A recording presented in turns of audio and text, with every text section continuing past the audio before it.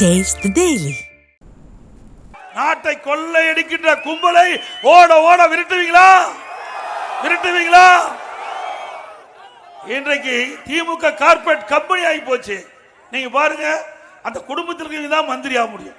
மத்தியில் வந்தாலும் அவங்க தான் மந்திரி ஆக முடியும், தமிழ்நாட்டுக்கு வந்தாலும் அவங்க தான் மந்திரி ஆக முடியும். நல்லா சிந்திச்சு பாருங்க. அண்ணா திமுகவில் இந்த கட்சிக்காக உழைத்தால், தலைமைக்கு விசுவாசமா இருந்தா என்ன போல உங்கள் முன் நிற்கின்ற வாய்ப்பு கிடைக்கும். திமுக கிடைக்குமா? ஒரு விவசாயி முதலமைச்சர் ஆக முடியுமா?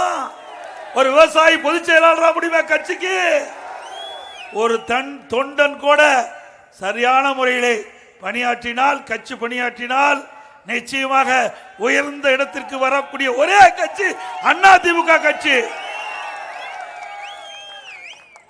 திரு ஸ்டாலின் அவர்களே சொல்றார், எடப்பாடி பழனிசாமி கட்சியை காப்பாத்திக்கன்னு.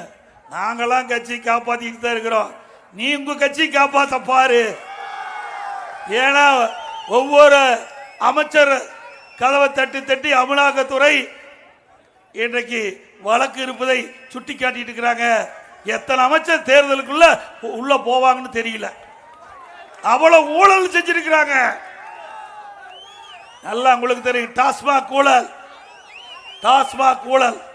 இன்றைக்கு தமிழ்நாட்டில் ஒரு நாளைக்கு 1.5 கோடி பாட்டில் விற்கிறது. ஒரு பணம் சம்பாதிச்ச அரசாங்கம் திமுக அரசாங்கம். இன்றைக்கு மாசத்துக்கு 450 கோடி, வருஷத்துக்கு 5400 கோடி இந்த 10 ரூபா பாட்டிலே சம்பாதிக்கும். இப்படி ஆட்சி தேவையா? இன்றைக்கு கொள்ளையடிச்ச பணத்தை வச்சுக்கிட்டு தேர்தலை சந்திக்கிறாங்களாம். இதுக்கெல்லாம் நீங்க தகுந்த பாடத்தை கொடுக்க வேண்டும். அது மட்டும் இல்ல, திமுக அமைச்சரவையில் இடம்பெற்றிருந்த திரு பல்வேல் தியாகராஜன் என்பவர் ஆடியோ மூலமா ஒரு கருத்தை தெரிவித்தார்.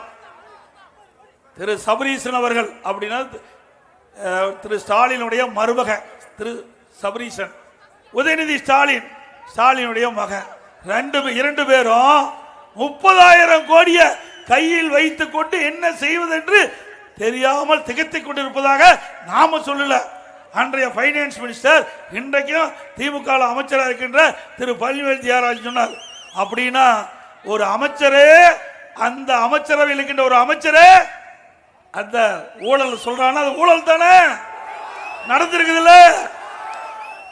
அதனாலதான் அமலாக்கத்துறை தோண்டி தோண்டி துருவி கேட்டுட்டு இருக்கிறாங்க. அது மட்டுமல்ல, அனைத்து இந்திய அண்ணா திராவிட முன்னேற்ற கழகம் உங்களுக்காக இருக்கின்ற கட்சி, மக்களுக்காக பாடுபடுகின்ற கட்சி, மக்களுக்காக பாடுகின்ற அரசாங்கம்.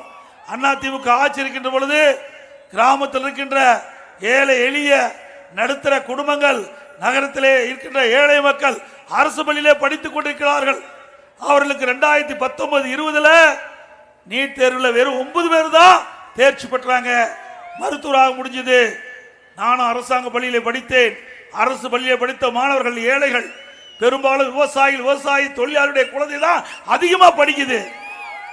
அதனால சிந்திச்ச எதிர்கட்சி கோரிக்கை வைக்கல, பொதுமக்கள் கோரிக்கை வைக்கல, நாங்களும் வாக்குறுதி கொடுக்கல. என் மனது தென்பட்டது.